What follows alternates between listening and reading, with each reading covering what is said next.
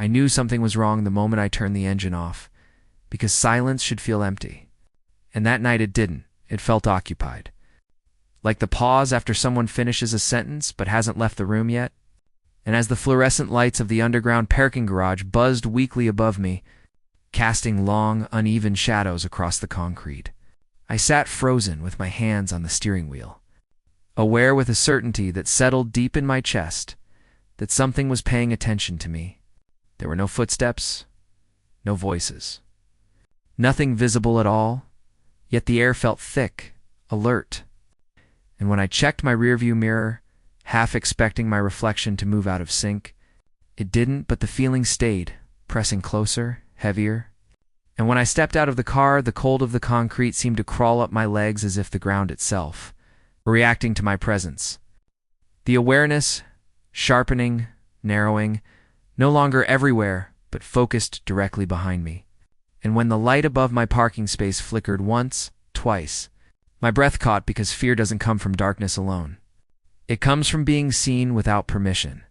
I told myself it was nothing, old wiring, imagination, exhaustion, but my instinct, shaped by years of learning when it was safe to exist and when it wasn't, knew better. And when I finally turned, scanning the shadows between the pillars, I caught a brief distortion, not a figure, but a ripple, like something slipping away just as I noticed it. And the terror that followed wasn't sharp or panicked. It was quiet and intimate because whatever watched me didn't feel hostile. It felt curious, aware, intentional. And that was worse because curiosity implies memory, and memory implies history. My phone buzzed in my hand with a message from Noah asking if I'd parked safely, grounding me just enough to breathe. But even as I replied, the sensation stayed close, moving when I moved, matching my distance as I walked toward the elevator. And when the doors finally slid shut behind me, sealing me away from the garage below, I heard a slow, deliberate scrape echo once through the concrete. Not a sound of anger or pursuit, but acknowledgement. And as the elevator carried me upward, heart racing, one truth settled into me with chilling clarity.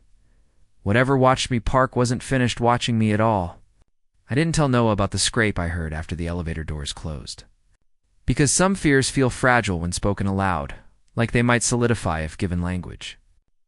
And even as I unlocked our apartment and let the warm light spill into the hallway, the sense of being observed followed me inside, softer now, but no less certain. As if whatever had watched me park was adjusting to a new distance rather than letting go.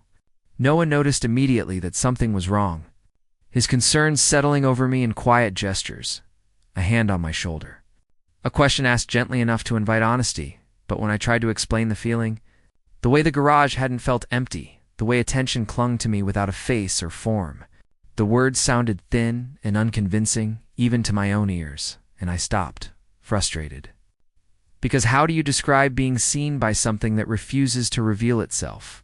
Sleep came unevenly that night, fractured by half-dreams where concrete stretched endlessly and lights flickered just out of reach.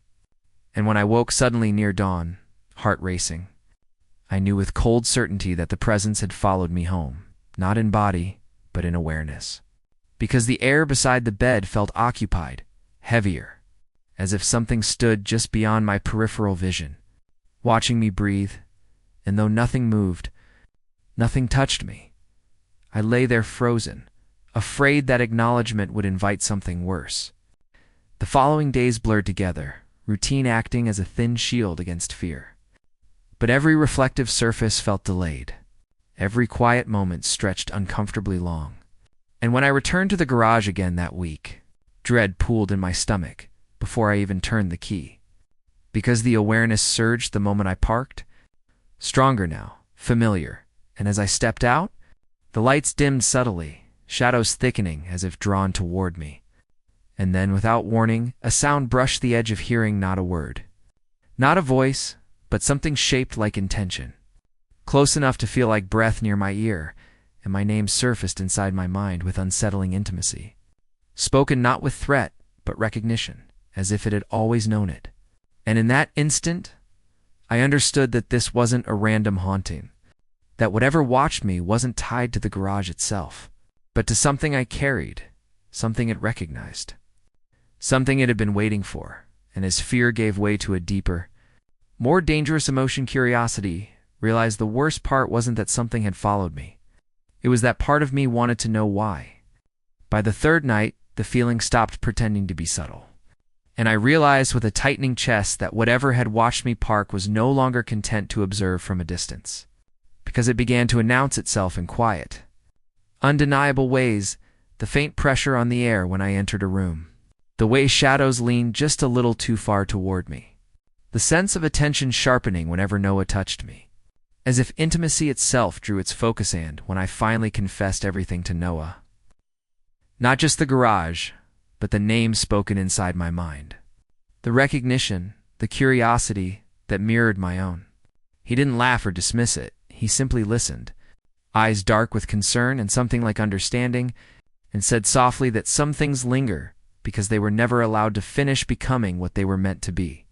That night, the presence revealed itself more clearly than ever before, not as a monster, but as a shape carved from grief and restraint, hovering at the edge of sight with the suggestion of a human outline, its attention fixed on us with aching intensity.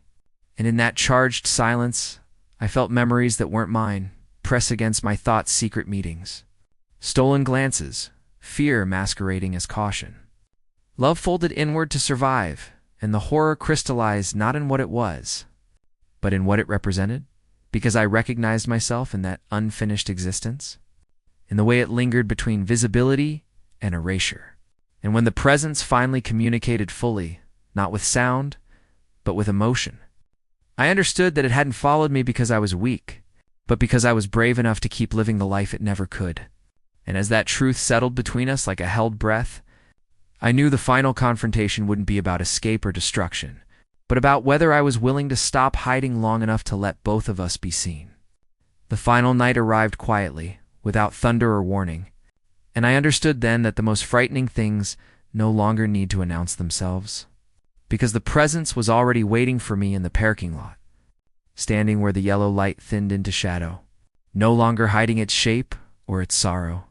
And as I stepped closer with Noah beside me, fear loosened its grip and gave way to something steadier, because I saw clearly now that this was not a thing that hunted, but a soul that lingered unfinished, bound to the place where it had last chosen silence over truth. And when the air grew heavy and memories surged, the hands never held in daylight, words swallowed before they could be spoken, love postponed until it became a ghost, I spoke aloud for both of us, naming the fear, naming the longing, naming the right to exist fully and without apology. And in doing so, I felt the presence respond, its outline softening, its weight lifting, as if acknowledgement itself was the release it had waited decades for. Noah's hand found mine, steady and warm, anchoring me to the life I had chosen to live openly. And in that shared moment, the shadow finally stepped into the light, not to terrify, but to fade gently, peacefully, leaving behind a sense of gratitude so profound it felt like forgiveness. And when the parking lot fell silent again, empty in the ordinary way, I realized that I was no longer being watched because I was no longer hiding.